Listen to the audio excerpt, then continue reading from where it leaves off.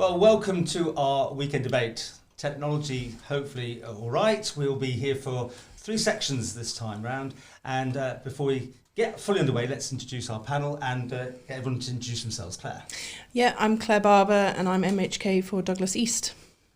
And on millions of things and doing things. It's not about millions. Well, it feels like it sometimes when the work's piling up. But Home Affairs, Health and Social Care, and chairing the Environment and Infrastructure Scrutiny Committee, which has been quite a big piece of work. Yeah, and PAC involvement there. Which PAC, yeah. So by virtue of that, I become a member of PAC. Yeah.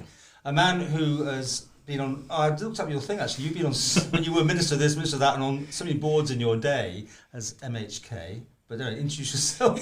Yeah, it's quite a record actually, Paul, probably, if you look back at it. But certainly in the last 30 years, former commissioner, former MHK from 2006 through to 2015, and then MLC from 2015 to February last year. Yeah. Tim Crookall, give his name. Thank you. Paul. Paul Weatherall, I'm chair of Liberal Vannin and looking forward to this year's elections. Which we will no doubt come to. And in fact, really, as made clear now, people coming on the show haven't declared or anything like that, unless we can actually pull it out of them here and now. So you two said, well, maybe all 3. I don't know. Yeah, all of you. I don't know. It'll be very interesting.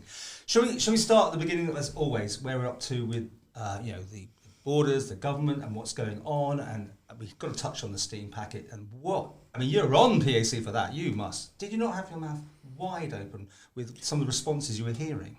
There were certainly things that caused us to raise an eyebrow.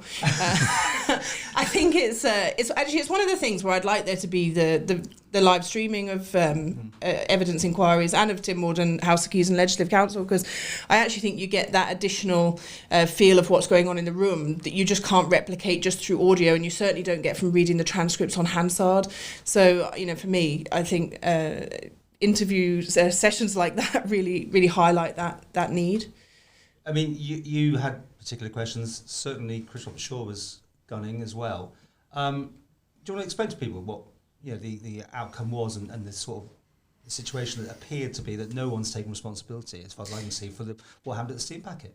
Yeah, so certainly, we've had a large amount of documentation through to us, been reams of reading from all the different areas, so test and trace, stuff that's come from DHSC, stuff that's come from Comin, stuff that's come from steam packets. There's lots of pieces of the jigsaw, is how I'd put it. So at the minute, we're working through talking to all of the different parties to try and understand what their understanding was, and some of it just appears to be that because nothing had been explicitly laid out, no one really dug deep enough to understand what was actually happening and therefore the risk that was associated with it. And by the admission in the evidence session, there was no ongoing checks. Once the direction notice has been issued, the feeling very clearly from Cabinet Office is that responsibility falls on the company to check everything's being enforced. And there's no follow-up, which I think is something that I personally would be questioning. It was a year or more that this situation was going on, that nobody checked. I mean... Well, that to me, it's farcical. We've got to the stage now that it is, but that statements, reports weren't taken at the time, there was no reporting, no minutes. No minutes at all. It's like... This sounds very North Korean to me. Absolutely, but it's got to the stage now where it's got to get to the end and fairly soon as to who knew what. As you said, it went on for nearly a year before somebody on the steam packet got COVID, which obviously says they were doing something right to me. I fully think they were doing it right, and time was against them. It was going to happen sooner or later, and I think 11 months before somebody, 2 in the end, I think within a couple of weeks of each other, I think they're obviously doing things right. But when you listen to what's been said, he said, she said, I didn't say that, and it's like childlike playground stuff. Yeah, well, I agree with Claire. I think that what's coming out is showing that there was total lack of scrutiny of what was going on. I think that was maybe partly because everyone knew what was going on, that the steam packet weren't actually abiding by isolation regulations, and for maybe obvious reasons that it was difficult for them to do so. I think the reason why a couple of people caught COVID in the end was unfortunate as far as the government's concerned, because of the levels of COVID in the UK made it inevitable. Yeah. And they didn't take precautions. They could have vaccinated the crew back in December, early January. They could have been doing testing and tracing at an earlier stage. And they were just going along with what had happened over the previous 12 months, which it's all okay. Yeah, I think one thing I would say is that my concern actually throughout has been very much about the steam packet crew. There definitely has been this, almost a vilifying of people within the crew, which I think is actually unhelpful because clearly the decisions were being taken at a higher level than the crew. And there were crew who had emailed and asked questions. They were, how was this affecting me? I was getting them. And we brought this up weeks before this actually hit the sort of crescendo that things weren't quite right. Yeah. But for me, I think it's just really important that, we can't try and assign blame on a crew member. They were carrying out things, as far as we are aware at this point, to the best of their ability within the rules that they understood to apply to them. So, it does worry me that I'm hearing anecdotal evidence of crew members being targeted as to blame for the last outbreak. So you're talking about on social media targeted? Social media, and also some reports that they're actually being targeted in person by people who know that they're crew of the steam packet. And I think actually, as Tim said, there was clearly stuff that had worked well for a year, but there was some big changes, weren't there? We had a new strain that clearly was transmitting easier, so we were seeing a far greater spread from one individual. They might not just infect 2 or 3 people, they might infect 10 to 15, say. I'm just making numbers up, so don't quote me on these. But it was a bigger number. The transmission was greater, so things changed. But what didn't change was any of the risk assessment seemingly around the steam packet, and certainly the fact that what we now know is that the steam packet had never been isolating. And actually, would it be reasonable to have asked them to have lived in lockdown for a year, or would it have been that there were other things we would have asked to happen and more checks in place in terms of the movement between UK crews and Isle of Man crews on the vessel? And again, we need to get expertise on that, because I'm no expert in terms of what needs to happen on a ship. That's not my background. So it has to be working with the company as well. There's obviously more to come on this, but when you get the chief executive and the chairman of the steam packet come out and deny what has been said by government, there's obviously something wrong somewhere which you need sorting quickly. And all this redaction that was going on, Michael Joseph was asking for stuff and redacted. I mean, I keep saying North Korea, but really, can't this be put in the public domain? This is just putting off the inevitable, is it not? From my perspective, I think it should be in the public domain. I think actually, PAC have had access to large quantities of documentation, and ultimately we'll make a call at some point on what's published and in what form. But I can't see, apart from individuals' names, as in crew names and things like that, which we have had on some of our documents, which wouldn't be appropriate. But the broad discussion, I think, should be shared. That's my personal feeling. Yeah. It's an unwillingness to admit mistakes, and it's sad that people in government feel like that, because if they admit mistakes, most people would be happy and move on. You just you just get the feeling that over the last couple of years maybe that just nobody is willing to go, sorry, we made a mistake. And that's it. If you actually hold your hands up, you're human, and B, it goes away. And it's also recognising that admission of a mistake is not about apportioning blame. We were in a crisis. There were things that were always going to be an accepted level of risk. There was some, it's quite possible that with everything in place, this may still have happened. But there were things that when we look now, it clearly wasn't right. I think that would be where I'm coming from. But it's something new, and we've all learned from it over the last 18 months, whatever it is now. And, I say mistakes will be made. Just hold your hands up and say, sorry, we got that one wrong. And everybody go. Yeah, and I don't think anyone believes that no one knew what was happening. Well, and where's this all end up? In court? Does someone actually, when the music stops, have to take responsibility? I mean, Dr. Hewitt's testimony, is that the right word for what she said to you? I mean, how do you think that went? Well, as I said, I think there were some definite eyebrow-raising moments. But actually, I think what was most interesting was I'd actually put a question in, it must be about a month ago now, when this had all started, to the Attorney-General, asking what advice had been given about the actual direction notices and were they enforceable. And it was interesting that the Chief Secretary stated in evidence that the advice they have had is that they're not enforceable, and that's why there's not going to be anything taken against. And the Speaker then made the comment, well, it would appear that the Attorney-General has advised on them initially, but then has said that they're not enforceable. So there's a question there, isn't there? There's more to be done. And where's the AG sitting all this? The confliction going on potentially, isn't there? Well, there's a question again, which came out during Tynwald questions, about how you can advise almost on both sides of the discussion. And I think that there's definitely a bigger conversation, and it isn't only in the context of this that I think there's a bigger question. And the police have announced a few weeks ago, didn't they, that there was no case for a prosecution. They couldn't find any grounds for bringing anyone to court. But the word go, when we were putting the questions, especially to the Chief Minister, it was very clear, is this a mistake? what's meant to happen, no one's to blame, yet other people are going to prison for not knowing the rules and regulations. What do you think? That's what I think. Speechless. Well, it does leave you speechless, Paul. It really does. And it's like there's one set of rules for us and one for the others, and it just shouldn't be that way. And if nobody's going to hold their hands up, the only way to go is down the PAC route or a public inquiry route, and just say who did mess up here.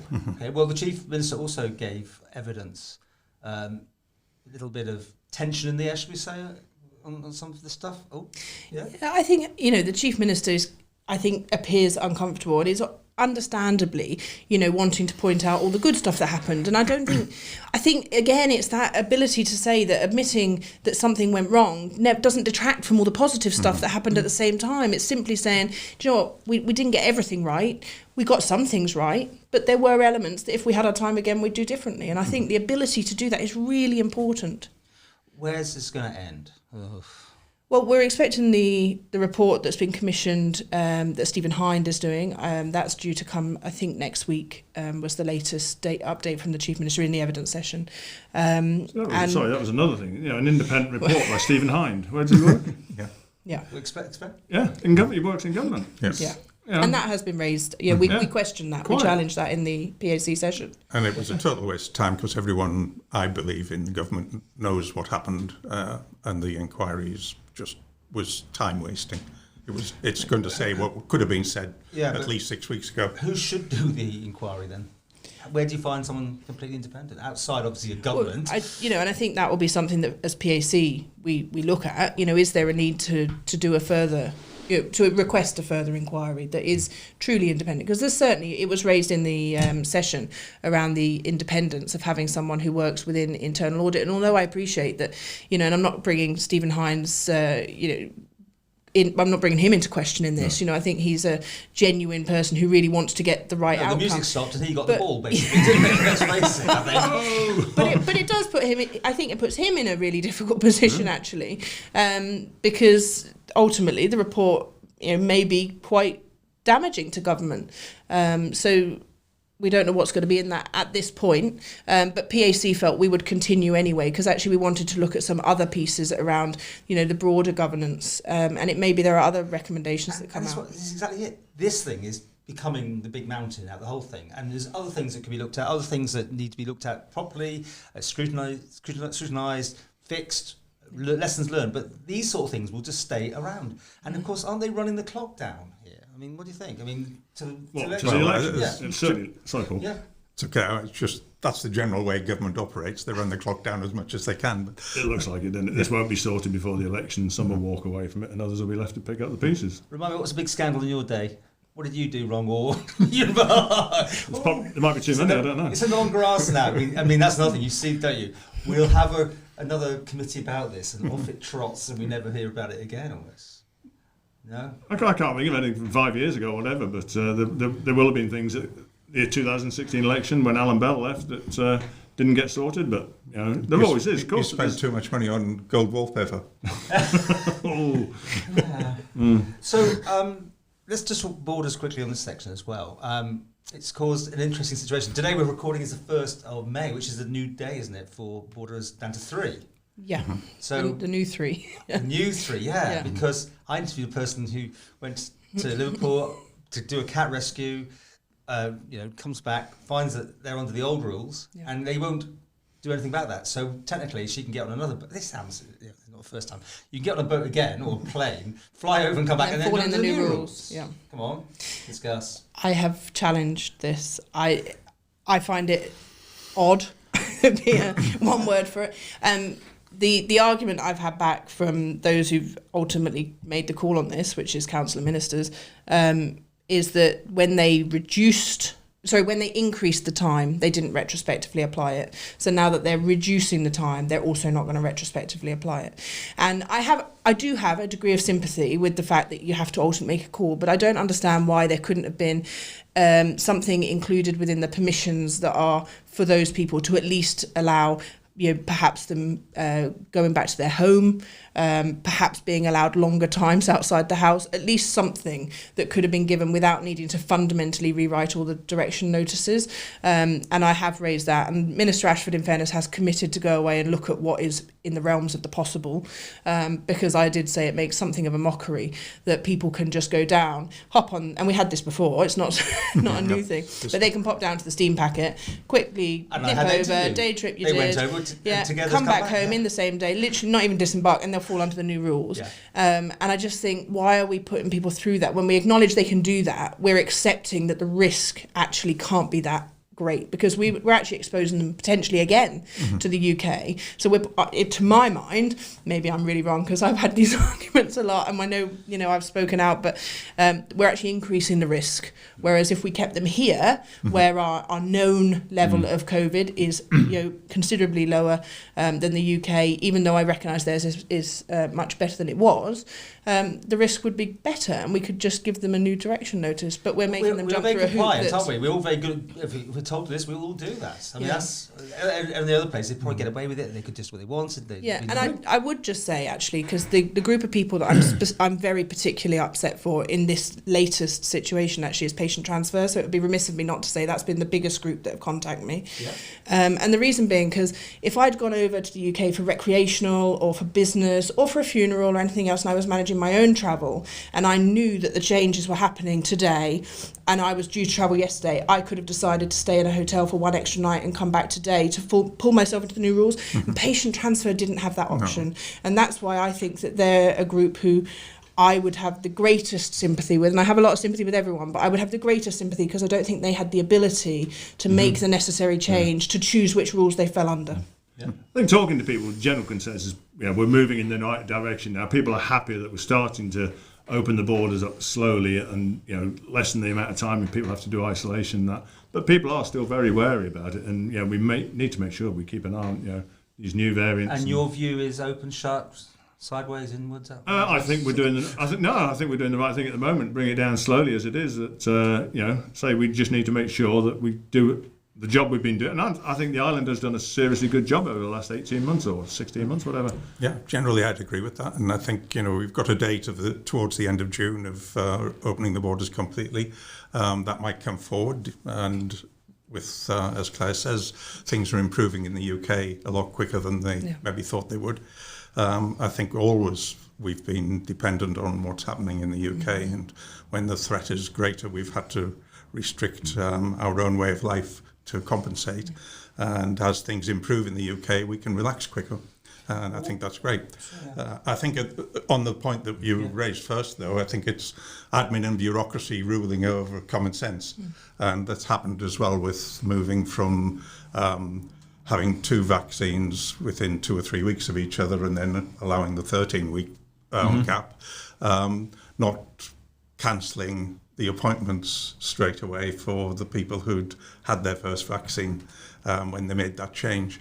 And I understand, there's difficulties in writing letters and sending emails out, but I think once you've made a policy decision, you should be bringing as many people as possible into the new rules as quickly as possible. But what's your mailbox like? I don't know if you get mail on the whole thing. I always ask because it's intriguing to see what the split is between shut, open, halfway or whatever.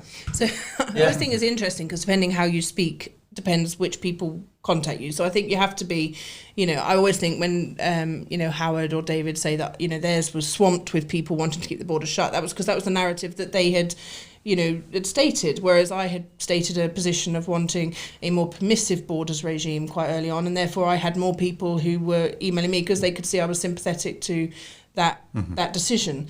So my mailbox has consistently been around people who aren't wanting to just throw the borders open, and I've been really clear on this because that has been the accusation that has come to a number of members, I feel, within Tynwald, but purely to say, actually, let's look at a more permissive borders framework, but with all the relevant isolation requirements, testing requirements, etc. in place.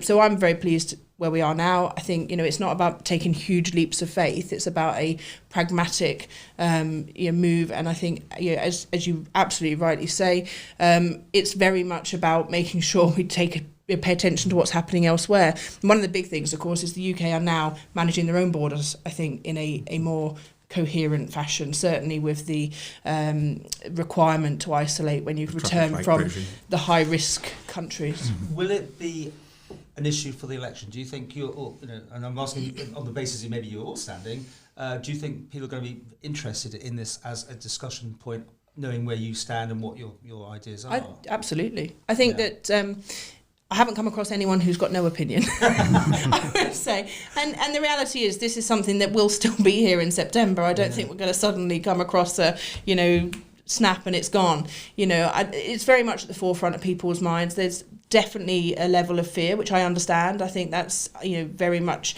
to be expected. But also there's people who have not seen family for 18 months, who the isolation requirements will still cause difficulty for. So there's some very mixed views.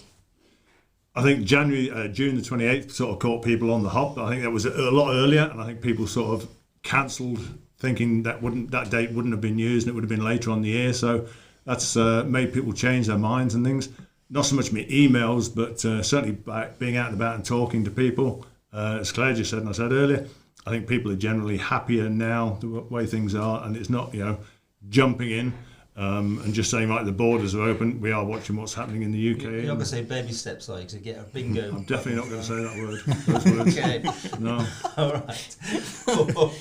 Well, I hope by the time the general election comes towards the end of September that we'll have had 2 or 3 months of the borders being completely open. So whether it'll be an issue at the time of the election in terms of the borders, I'm sure COVID will still be an issue, will depend on, if you think back to last September, the UK was starting to get cases building up again. Will this happen this September, or will the vaccines be working, and even if there are cases, no one's getting seriously ill, hopefully. The UK are planning a booster jab next autumn, expecting we'll be following suit. I'm looking forward to getting mine. And But you've had a jab too? I've had my first jab. First one, yeah. First one. Yeah. I'm June for next one. Am I the leader here? Oh, I'm the oldest. Yeah, I get my second one in you can work out 3 those weeks, ages. 3 weeks' time. When they're having their jab. Yeah, I think although the borders, I hope as well that we'll be in a more positive position come the general election. But I think we also have to be aware that should a new variant that isn't responsive, the vaccine doesn't provide protection against comes along, we could be having some really, quite challenging discussions. Do you think the 28th, though, is a real get-to day? We can all put in our diaries, or do you think it's still too far ahead? No, I just think what's really great is having something we're working towards that people have an understanding, but also recognising that it's not set in stone. I think there has to be that, that there is things that can change. But ultimately, if the vaccines weren't going to provide the levers we needed to start opening the borders, you start to question why we're doing it. 28th? It could be a week earlier, it could be a few days later, but I think it's a reasonable target. Yeah. At the moment, reasonable target, absolutely, but we just got to keep an eye on the UK, see what happens there. Okay, well, that will wrap up part 1. Thank you very much. So we'll continue with the weekend debate. I hope it's recorded. See you in part 2.